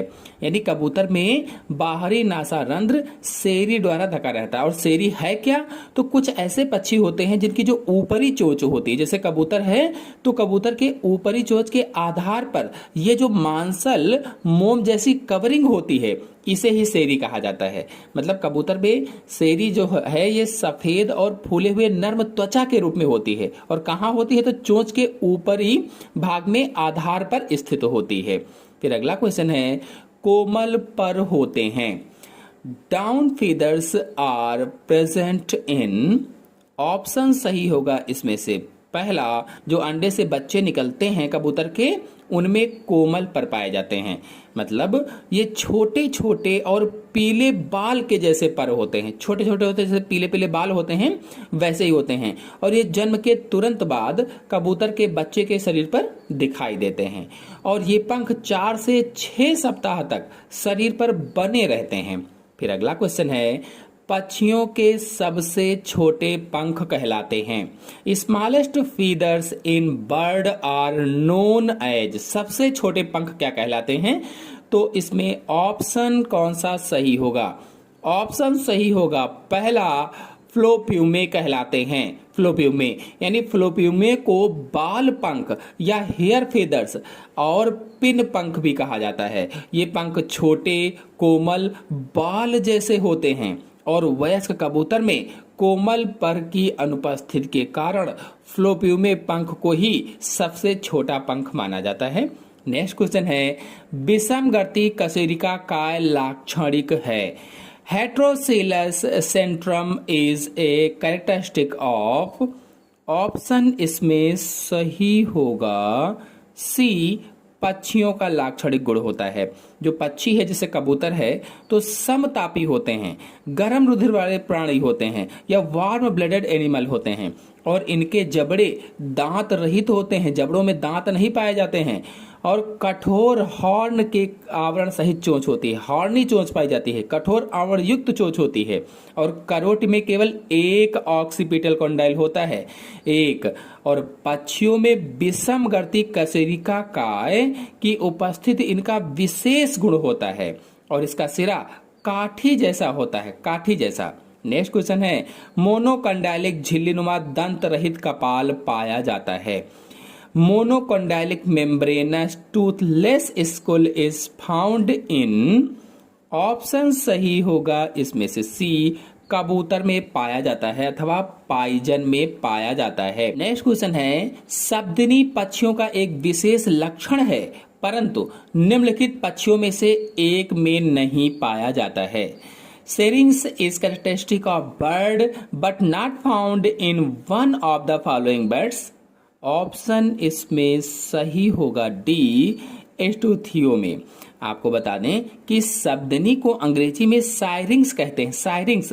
और साइरिंग्स पक्षियों का एक विशेष लक्षण है लेकिन जो उड़ नहीं पाते हैं उनमें नहीं पाया जाता है, जैसे शुतुरमुर्ग है, कीवी है। नेक्स्ट क्वेश्चन है, सभी पक्षी जो उड़ने में असमर्थ होते हैं वह संबंधित हैं महागण।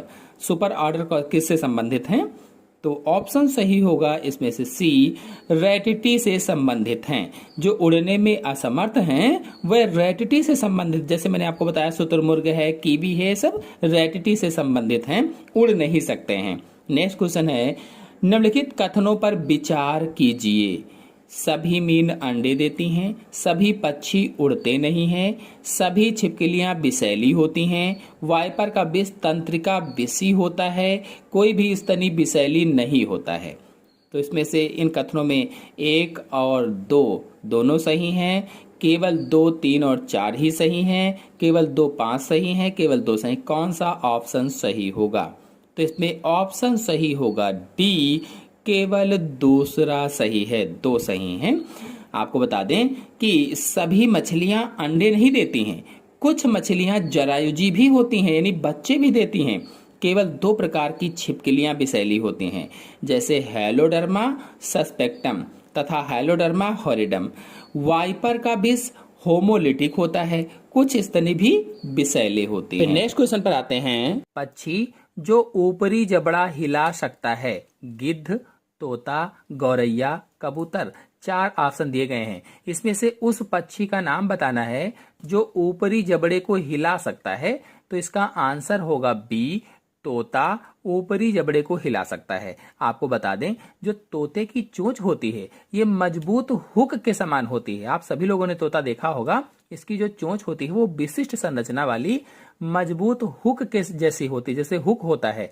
और इसके ऊपरी जबड़े में स्वतंत्र रूप से गति करने की क्षमता होती है। जो ऊपरी जबड़ा होता है वो स्वतंत्र रूप से गति कर सकता है और यह अपनी चोंच का प्रयोग कठोर फलों को तोड़ने के लिए करता है। नेक्स्ट क्वेश्चन है, कबूतर की रेटिना में होती है। कबूतर की जो रेटिना होती है उसमें क्या होता है? 4 ऑप्शन आप लोग के सामने दिए गए हैं, इसमें से एक ऑप्शन सही है। बताना है कि कबूतर की रेटिना में होती है। इसमें से आंसर सही होगा सी, सलाकाओं से अधिक शंकु होते हैं। कबूतर की जो रेटिना होती है इसमें सलाकाओं से ज्यादा शंकु होते हैं। आपको बता दें, यदि आप लोग सलाकाएं नहीं जानते क्या है, शंकु नहीं जानते हैं क्या है, तो आंख पर फुल वीडियो मेरे चैनल में अपलोडेड है, आप लोग जाकर के पूरी जानकारी डिटेल से प्राप्त कर सकते हैं। तो इसका आंसर होगा सी, सलाकाओं से अधिक शंकु होते हैं। थोड़ी सी जानकारी और आपको बता दें कि किसी भी वर्टिब्रेट की आंख में रेटिना में 2 प्रकार के संवेदी कोशिकाएं पाई जाती हैं। कोई भी वर्टिब्रेट हो उसकी आंखों में जो रेटिना होती है, रेटिना में 2 प्रकार की संवेदी कोशिकाएं होती हैं, ये सेंसरी सेल्स पाई जाती हैं। एक शंकु और दूसरी सलाकाएं। सलाकाओं को राड के नाम से जानते हैं। तो कबूतर एक दिनचर प्राणी है और इसकी रेटिना में सलाकाएं कम होती हैं, जबकि शंकु या कोन अधिक होते हैं। नेक्स्ट क्वेश्चन है, यूरिक अम्ल उत्सर्जित किया जाता है कबूतर के द्वारा, मेढक के द्वारा, खरगोश के द्वारा, मनुष्य के द्वारा। यूरिक अम्ल किसके द्वारा उत्सर्जित किया जाता है? इसका आंसर होगा पहला, यूरिक अम्ल कबूतर के द्वारा उत्सर्जित किया जाता है। मेढक के टैडपोल लार्वा में नाइट्रोजनी उत्सर्जी पदार्थ होता है। टैडपोल जो लार्वा होता है उसमें नाइट्रोजनी उत्सर्जी पदार्थ क्या होता है? यूरिया, अमोनिया, यूरिक अम्ल, प्रोटीन। तो अभी अभी मैंने आपको बताया है, इसमें क्या सही होगा? बी, अमोनिया होता है, अमोनिया। नेक्स्ट क्वेश्चन है, मरुस्थल में पाए जाने वाले सर्प मुख्यतया होते हैं।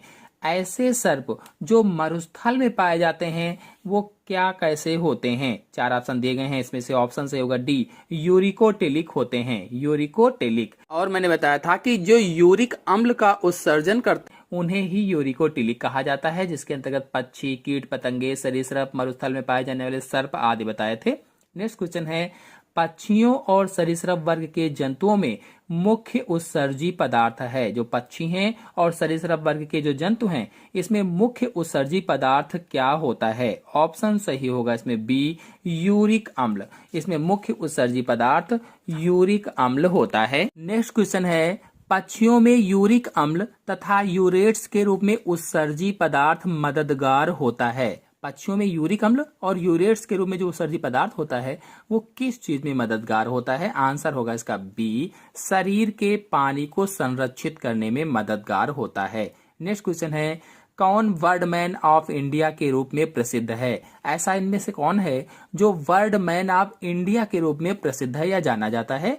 आंसर इसका सही होगा सी, सलीम अली। आपको बता दें कि सलीम अली ने पक्षियों का विस्तृत अध्ययन किया था, अतः इन्हें बर्डमैन ऑफ इंडिया कहा जाता है। नेक्स्ट क्वेश्चन है, इच्छा अस्थि किसका लाक्षणिक गुण है? इच्छा अस्थि किसका लाक्षणिक गुण है? आंसर सही होगा इसका डी, उड़नशील पक्षी का। उड़नशील पक्षी यानी फ्लाइंग बर्ड्स की जो अंश मेखला होती है, पेक्टोरल गिटिल होती है, इसमें फर्कुला या इच्छा अस्थि पाई जाती है। चाहे फर्कुला कहिए चाहे इच्छा अस्थि कहिए, पाई जाती है और ये वी के आकार की होती है। आकार क्या होता है इसका? इस अस्थि का, इस हड्डी का वी आकार होता है, जो कि क्लेविकल और इंटर क्लेविकल के युग्मन से बनती है। यानी क्लेविकल और इंटर क्लेविकल जो होती हैं आपस में जुड़ जाती हैं, फ्यूजन हो जाता है तो बनती है। और यह स्प्रिंग की तरह कार्य करती है, जैसे स्प्रिंग होता है बिल्कुल उसी तरह से कार्य करती है और उड़ने के दौरान पक्षियों की तेजी से दिशा परिवर्तन में सहायता करती है, यानी दिशा को परिवर्तित करती है एक तरह से कह लीजिए। नेक्स्ट क्वेश्चन है, किसमें अस्थिमज्जा नहीं पाई जाती है? मछलियों में, पक्षियों में, उभयचरों में, सरीसृप में। ऐसा कौन सा इसमें ऑप्शन है जिसमें अस्थिमज्जा नहीं पाई जाती है? आंसर होगा इसका बी, पक्षियों में अस्थिमज्जा नहीं पाई जाती है। बता दें कि पक्षियों के अंतःकंकाल हल्के लेकिन मजबूत तथा बिना इपीफाइसिस के होते हैं, उनमें इपीफाइसिस नहीं होती है। और जो इनकी अस्थियां होती हैं, लॉन्ग बोन्स होती हैं, न्यूमेटिक तथा वातिल या छिद्र युक्त होते हैं। और इनमें अस्थिमज्जा या बोन मैरो नहीं पाई जाती है। जैसे कौन कौन से होते हैं? कबूतर है, हंस है, गौरैया है, इनमें अस्थिमज्जा या बोन मैरो नहीं पाई जाती है। नेक्स्ट क्वेश्चन है, न्यूमेटिक हड्डियां पाई जाती हैं। न्यूमेटिक हड्डियां किसमें पाई जाती हैं? आंसर होगा एक, कबूतर में न्यूमेटिक हड्डियां पाई जाती हैं। अगर हंस होता तब भी, गौरैया होता तब भी सही हो जाता। नेक्स्ट क्वेश्चन है, पक्षियों की हड्डियां होती हैं वातिल, न्यूमेटिक, ए और बी दोनों, इनमें से कोई नहीं। तो हम सभी लोग अब तक जान चुके हैं कि पक्षियों की हड्डियां ए और बी दोनों सही होंगे, यानी वातिल भी होती हैं और न्यूमेटिक भी होती हैं। नेक्स्ट क्वेश्चन है, सिंसरैकम अस्थि किसका लक्षण है? सिंसरैकम अस्थि किसका लक्षण है? आंसर सही होगा सी, उड़नशील चिड़ियों का लक्षण होता है। आपको बता दें कि सिंसरैकम क्या है, तो सिंसरैकम अस्थि उड़नशील पक्षियों का एक विशेष लक्षण होता है। ये अस्थि होती है और पैल्विक कशेरुकियों के संयोजन से बनी यह अस्थि है। पैल्विक कशेरुकियों से या पैल्विक वर्टिब्रेट से, और शारीरिक संतुलन बनाने में सहायक होती है या सहायता करती है। तेजी से जो उड़ रहे पक्षी होते हैं, तेजी से उड़ रही पक्षी जब स्थल के संपर्क में आते हैं तब यह अस्थि क्या करती है कि धक्के या झटके से बचाती है उन्हें। नेक्स्ट क्वेश्चन है, पेक्टेन किसकी आंख में पाया जाता है? पेक्टेन मछली, मेढक, सर्प, पक्षी। आंसर होगा इसका डी, पेक्टेन पक्षी की आंख में पाया जाता है। आपको बता दें कि पेक्टेन पक्षियों की आंख के आंतरिक भाग में चुन्नटदार कंघी नुमा संरचना होती है, कॉम्ब लाइक संरचना होती है, जिसे पेक्टेन कहा जाता है। और यह रेटिना की सतह को तीव्र प्रकाश से बचाने का कार्य करती है और नेत्र गोलक के समन्वयन में भी सहायक होती है। नेक्स्ट क्वेश्चन है, किस पक्षी में पेक्टेन अनुपस्थित होता है? ऐसा कौन सा पक्षी है जिसमें पेक्टेन अनुपस्थित होता है? 4 ऑप्शन दिए गए हैं, कबूतर, मोर, कीवी, कौवा। ऑप्शन सही होगा सी, कीवी में पेक्टेन अनुपस्थित होता है। नेक्स्ट क्वेश्चन है, कबूतर का दूध स्रावित होता है। कबूतर का दूध किससे स्रावित होता है? आंसर सही होगा इसका सी, नर एवं मादा दोनों से स्रावित होता है। आपको बताते चलें कि कबूतरों में दूध के समान एक प्रकार का तरल पदार्थ स्रावित होता है। जैसे दूध होता है, बिल्कुल उसी तरीके का एक प्रकार का तरल पदार्थ स्रावित होता है और इसी के द्वारा ये पक्षी अपने नवजातों को पोषित करते हैं, यानी जो इनके बच्चे होते हैं उनको इसी से पोषण करवाते हैं, उनको दूध पिलाते हैं। दूध के समान यह तरल इन पक्षियों में क्राफ ग्रंथि से निकलता है। यह तरल किस ग्रंथि से निकलता है? तो क्राप ग्रंथि से निकलता है और क्राप ग्रंथि नर तथा मादा कबूतर दोनों में पाई जाती है। अतः दोनों ही इस प्रकार के तरल के स्राव को अपने चूजों को पोषण करवाते हैं। नेक्स्ट क्वेश्चन है, कुछ पक्षियों के पूंछ पर तेल उत्पादक ग्रंथि कहलाती है। पिन ग्रंथि, म्यूकस ग्रंथि, हरित ग्रंथि, सेबेसियस ग्रंथि। कुछ पक्षियों के पूंछ पर तेल उत्पादक ग्रंथि क्या कहलाती है? टीजीटी 2009 में क्वेश्चन पूछा गया था। इसका आंसर होगा पहला, पिन ग्रंथि कहलाती है। आपको बता दें कि पक्षियों के पूंछ के निकट एक घुंडी नुबा या कह लीजिए कि नॉब लाइक पैपिला उपस्थित होता है और इसमें पिन ग्रंथि पाई जाती है या स्थित होती है। यह एक त्वचीय ग्रंथि होती है और इससे उत्पन्न होने वाला तैलीय स्राव पंखों को चिकनाई प्रदान करता है। नेक्स्ट क्वेश्चन है, केवल एक ही अंडाशय उपस्थित होता है। किसमें केवल एक ही अंडाशय उपस्थित होता है? 4 ऑप्शन दिए गए हैं, इसमें से ऑप्शन सही होगा सी, पक्षियों में केवल एक ही अंडाशय उपस्थित होता है। आपको बता दें कि अधिकांश मादा पक्षियों में केवल एक क्रियाशील अंडाशय या ओवरी उपस्थित होता है और यह अंडाशय किधर होता है तो बाईं तरफ उपस्थित होता है। यह डिंब वाहिनी या ओविडक्ट से जुड़ा होता है। नेक्स्ट क्वेश्चन है, मुर्गी में भ्रूण को बाहरी झटकों तथा चोट से बचाने में कौन सी भ्रूण झिल्ली मदद करती है? 4 ऑप्शन दिए गए हैं, इसमें से ऑप्शन सही होगा बी, एमनियन झिल्ली मदद करती है। यदि आप लोग भ्रूणीय परिवर्धन की सभी झिल्लियों के बारे में डिटेल से जानना चाहते हैं तो मेरे चैनल में वीडियो अपलोडेड है, आप लोग जाकर के देख सकते हैं।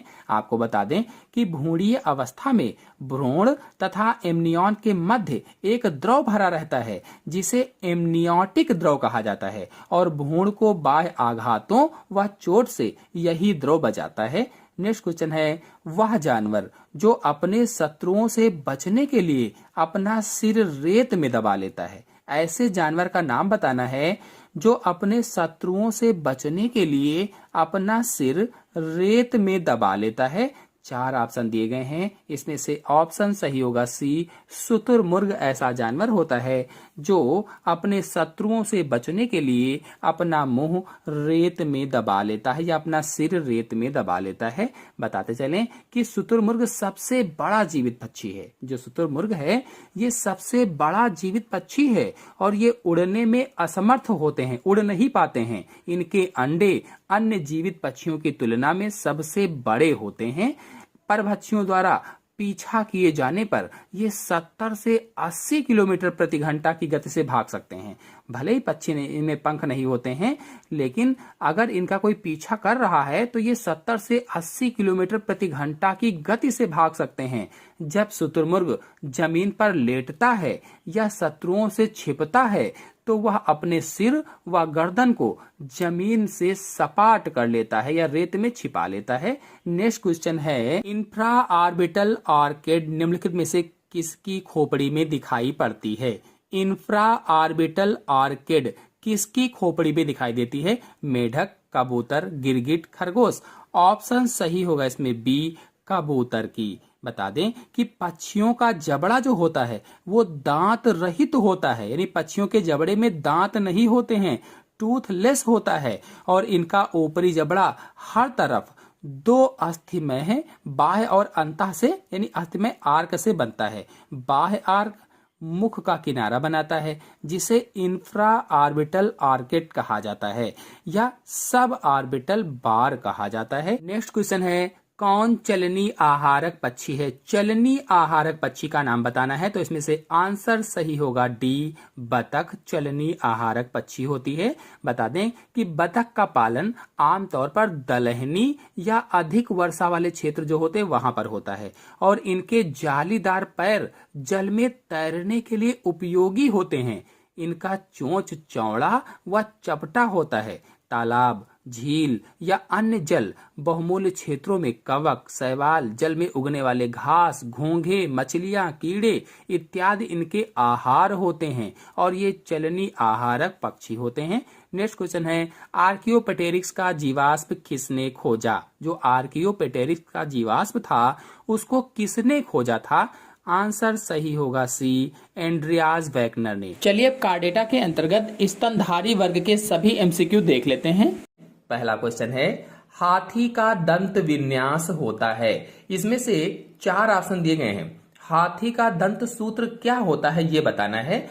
टीजीटी 2013 में क्वेश्चन पूछा गया था। इसका आंसर होगा पहला, हाथी का दंत सूत्र 1003/0003 होता है। आपको बता दें कि इसको कैसे क्या पढ़ेंगे, पूरी जानकारी बता देते हैं। तो कुछ स्तनधारियों के दंत सूत्र दिखाते हैं और उनको डिटेल से बताते हैं। पहला है मानव। मानव में 4 प्रकार के दांत पाए जाते हैं। कृंतक यानी इंसीजर, रदनक यानी कैनाइंस, अग्रचवर्णक यानी प्रीमोलर्स, चवर्णक मोलर्स। तो देखिए इसमें सूत्र में लिखा गया है 2 यानी ऊपरी जबड़े में 4, इसमें हाफ करके लिखा गया है। तो ऊपरी जबड़े में 4 कृंतक दांत होंगे यानी इंसीजर होंगे। फिर लिखा गया है 1, तो ऊपरी जबड़े में 2 रदनक दांत होंगे ऊपरी जबड़े में और उतने ही निचले जबड़े में भी होते हैं। 2 रदनक दांत ऊपरी जबड़े में यानी कैनाइंस होंगे। फिर लिखा है 2, तो 2 का मतलब हुआ 4, यानी ऊपरी जबड़े में 4 और निचले जबड़े में भी 4 अग्रचर्वणक या प्रीमोलर्स पाए जाते हैं। और इसी तरह से फिर लास्ट में लिखा हुआ 3/3, यानी ऊपरी जबड़े में 6 होते हैं और निचले जबड़े में 6 मोलर्स दांत होते हैं, चर्वणक या मोलर्स। तो कुल मिलाकर के मनुष्य का अगर दंत सूत्र 16 के हिसाब से बताया जाए तो 4-2-4-6/4-2-4-6 होगा। इस तरह से कुल 32 दांत हो जाएंगे, यानी 8 कृंतक दांत पाए जाते हैं, 4 रदनक, 8 अग्रचर्वणक और 12 चर्वणक, इंसीजर, कैनाइंस, प्रीमोलर्स और मोलर्स। ये मनुष्य का दंत सूत्र हो जाएगा। और इसके बाद हाथी का दिया गया है, तो हाथी में बिल्कुल इस तरह से होगा 1003/0003। कुल मिलाकर के हाथी में 14 दांत पाए जाते हैं। इसके बाद गाय, भेड़ एवं बकरी का दिया गया है, तो इसमें 0033/3133 दिया गया है, यानी 32 दांत होते हैं। ऐसे ही खरगोश में दिया गया है 28 दांत होते हैं। और इसी प्रकार से कुत्ता में दिया गया है 42 दांत होते हैं। नेक्स्ट क्वेश्चन है, सबसे बड़ी ग्रास नली पाई जाती है। सबसे बड़ी ग्रास नली किसमें पाई जाती है? कुत्ता, मछली, मेढक, जिराफ, गौरैया। पीजीटी 2013 में क्वेश्चन पूछा गया था, इसका आंसर क्या होगा? जल्दी से सोचकर बताइए कि सबसे बड़ी ग्रास नली पाई जाती है किसमें? आंसर सही होगा सी, जिराफ में सबसे बड़ी ग्रास नली पाई जाती है। यानी ऑस्योफेगस जो होता है ये जिराफ में सबसे बड़ा होता है। और जिराफ का वैज्ञानिक नाम अगर पूछा जाए तो क्या बताएंगे? जिराफ का वैज्ञानिक नाम कैमेलोपार्डेलिस होता है और यह अफ्रीका के जंगलों में पाया जाता है। वैज्ञानिक नाम क्या हुआ? कैमेलोपार्डेलिस। कहां पाया जाता है? तो अफ्रीका के जंगलों में पाया जाता है और शाकाहारी पशु होता है, शाकाहारी पशु है। यह स्थलीय जंतुओं में सबसे ऊंचा तथा जुगाली करने वाला सबसे बड़ा जीव होता है और यह मुख्यतः अपनी लंबी गर्दन के लिए प्रसिद्ध है या कह लीजिए कि जाना जाता है। नेक्स्ट क्वेश्चन है, जिराफ में ग्रीवा कशेरुकियों की संख्या होती है। जिराफ में जो ग्रीवा कशेरुकियां होती हैं उनकी संख्या कितनी होती है? तो इसका ऑप्शन क्या सही होगा? जल्दी से सोचिए और बताइए। पीजीटी 2010 में क्वेश्चन पूछा गया था, इसका आंसर होगा बी, जिराफ में ग्रीवा कशेरुकियों की संख्या 7 होती है। और जिराफ की ग्रीवा अधिक लंबी होती है, जो इनकी ग्रीवा है वो ग्रीवा अधिक लंबी होती है और इसकी प्रत्येक ग्रीवा कशेरुकी की लंबाई अधिक यानी कि लगभग में 28 सेंटीमीटर लगभग मान के चलिए होने के कारण इसकी जो ग्रीवा होती है, जो गर्दन होती है, वो अन्य जंतुओं की अपेक्षा बहुत लंबी हो जाती है। नेक्स्ट क्वेश्चन है, स्तनधारी जंतु जो अंडे देता है। इसमें से ऐसे स्तनधारी जंतु का नाम बताना है जो अंडे देता है। ये क्वेश्चन पीजीटी में 2 बार पूछा गया, 2010 में और 2013 में। तो इंपॉर्टेंट क्वेश्चन है, स्तनधारी जंतु अंडे देता है कौन? तो इसका आंसर होगा सी, डकबिल्ड प्लेटिपस। यानी स्तनधारी जंतु जो अंडा देता है डकबिल्ड प्लेटिपस होता है। आपको बता दें कि अंडा देने वाले स्तनधारी मोनोट्रिमेटा गण के होते हैं, मोनोट्रिमेटा गण में पाए जाते हैं। और उपवर्ग अगर पूछा जाए तो क्या होगा? उपवर्ग प्रोटोथीरिया होता है। गण मोनोट्रिमेटा, उपवर्ग प्रोटोथीरिया। और ये प्रायः ऑस्ट्रेलिया में पाए जाते हैं। इनमें शिशु का जन्म अंडे से होता है, जो इनमें शिशु का जन्म होता है वो अंडे से होता है। और इनमें चूचक का अभाव होता है, चूचक नहीं होते हैं। इनमें दुग्ध ग्रंथियां यानी मैमरी ग्लैंड्स जो होती हैं वह स्वेद ग्रंथियों से व्युत्पन्न होती हैं, यानी स्वेद ग्रंथियों से पैदा होती है। कह लीजिए कि स्वेद ग्रंथियां ही दुग्ध ग्रंथियों में बदल जाती हैं। प्रजनन काल के दौरान मादा के उदर के पास एक विशेष प्रकार की थैली विकसित हो जाती है। जब प्रजनन काल होता है, ब्रीडिंग सीजन्स होता है, तो उस दौरान जो मादा होती है उसके उदर के पास में एक विशेष प्रकार की थैली बन जाती है जिनसे शिशु दुग्ध पान करता है। जैसे उदाहरण के रूप में कौन कौन से होते हैं? जैसे बतख चोचा प्लेटिपस है, टेकीग्लोसस है, आदि पाए जाते हैं। नेक्स्ट क्वेश्चन है, बिना चूचक के स्तन ग्रंथि पाई जाती है। ऐसा कौन सा इसमें से है जिसमें बिना चूचक के स्तन ग्रंथि पाई जाती है? यह क्वेश्चन 2 बार पूछा गया पीजीटी में, 2010 और 2013 में। इसका आंसर होगा बी, प्रोटोथीरिया के अंतर्गत, अभी मैंने बताया था।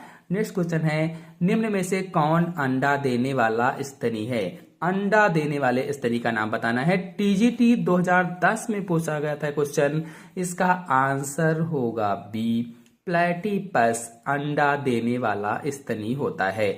फिर देखिए इसी क्वेश्चन को घुमाकर पूछा गया है कि कौन सा प्राणी अंडा देने वाला स्तनधारी है।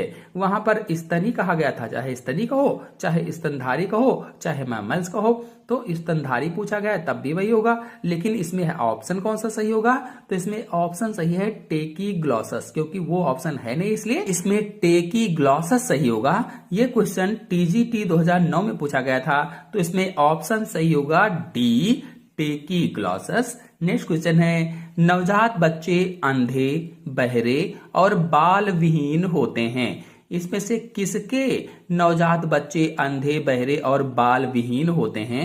पीजीटी 2010 में क्वेश्चन पूछा गया था, इसका आंसर होगा सी, खरगोश में नवजात जो बच्चे होते हैं वो अंधे, बहरे और बाल विहीन होते हैं। आपको बताते चलें कि खरगोश प्राकृतिक रूप से शांत प्राणी होता है और यह लेपोरिडी परिवार का एक छोटा स्तनधारी है।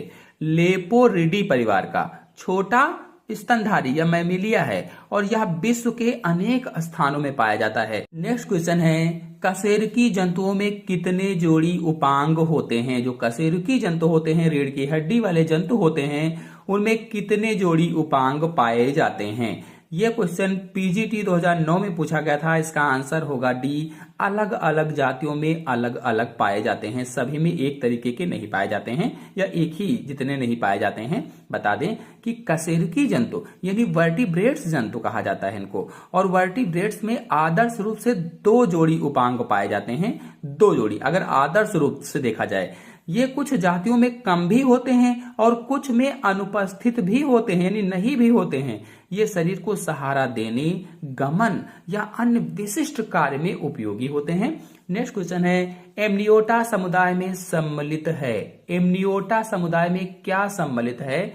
4 ऑप्शन दिए गए हैं, इसमें से एक ऑप्शन सही होगा, इसका आंसर होगा सी, सरीसृप, पक्षी एवं स्तनधारी एमनियोटा समुदाय में सम्मिलित है। आपको बता दें कि इनके जो भ्रूणीय अवस्थाएं होती हैं, एमनियन नामक कला पाई जाती है। यानी ये जो सरीसृप हैं, पक्षी हैं, स्तनधारी वर्ग के जो प्राणी होते हैं, इनमें जो भ्रूणीय अवस्था होती है, एम्ब्रियोनिक स्टेज होती है, उसमें एमनियन नामक मेम्ब्रेन पाई जाती है, कला पाई जाती है, जिसमें एमनियोटिक तरल पदार्थ भरा होता है या एमनियोटिक फ्लूइड भरा होता है, और यह फ्लूइड विकासशील जो भ्रूण होता है उस भ्रूण को सुरक्षात्मक वातावरण प्रदान करता है। नेक्स्ट क्वेश्चन है, निम्न में से कौन सी झिल्ली विकासशील भ्रूण को शुष्कता से बचाती है। तो जो एमनियोटिक तरल पदार्थ होता है वही बचाता है, लेकिन इसमें वो ऑप्शन तो दिया नहीं गया है, तो इसमें ऑप्शन सही होगा उल्ब। उल्ब को ही एमनियोटिक तरल पदार्थ कहा जाता है। नेक्स्ट क्वेश्चन है, हिप्पोपोटेमस पाया जाता है अमेरिका में, अफ्रीका में, एशिया में, ऑस्ट्रेलिया में। टीजीटी 2005 में क्वेश्चन पूछा गया था, हिप्पोपोटेमस कहाँ पाया जाता है। आंसर होगा बी, अफ्रीका में हिप्पोपोटेमस पाया जाता है। आपको बताते चलें कि हिप्पोपोटेमस भारी स्तनधारी जंतु है, यानी भारी मैमल्स होता है जो अफ्रीका में पाए जाते हैं, और ये शाकाहारी या हर्बीवोरस एनिमल होते हैं, हर्बीवोरस जंतु होते हैं, शाकाहारी जंतु होते हैं, और नदियों व झीलों के किनारे पाए जाते हैं या उनके जल में रहना पसंद करते हैं। नेक्स्ट क्वेश्चन है, प्राइमेट्स में सम्मिलित है। प्राइमेट्स में क्या सम्मिलित है। 4 ऑप्शन आप लोग के सामने दिए गए हैं। टीजीटी 2005 में क्वेश्चन पूछा गया था कि प्राइमेट्स में सम्मिलित है। ऑप्शन सही होगा डी, लोरिस, लीमर्स, टर्सियर्स, बंदर, कापी और मानव, ये सभी प्राइमेट्स में सम्मिलित होते हैं। नेक्स्ट क्वेश्चन है, काउपर ग्रंथि होती है इसमें। किसमें काउपर ग्रंथि होती है। मेढक, केचुआ, तिलचट्टा, खरगोश। काउपर ग्रंथि किसमें पाई जाती है। आंसर होगा डी, खरगोश में काउपर ग्रंथि होती है। काउपर ग्रंथि या बल्बो यूरेथ्रल ग्रंथि, बल्बो यूरेथ्रल ग्रंथि भी इसे कहा जाता है, और यह एक प्रकार की बाह्यस्रावी ग्रंथि होती है। बाह्य स्रावी ग्रंथि, और यह अधिकांश नर स्तनधारियों के जनन तंत्र में पाई जाती है, यानी जो मेल मैमल्स होते हैं उनके जनन तंत्र में होती है। यह मादा के बर्थोलिन ग्रंथि के समजात होती है, जैसे बर्थोलिन ग्रंथि होती है मादा में, बिल्कुल उसी जैसी होती है। नेक्स्ट क्वेश्चन है, तीसरा वेंट्रिकल किसमें पाया जाता है? टीजीटी 2004 में क्वेश्चन पूछा गया था। इसका आंसर होगा बी, खरगोश के मस्तिष्क में तीसरा वेंट्रिकल पाया जाता है।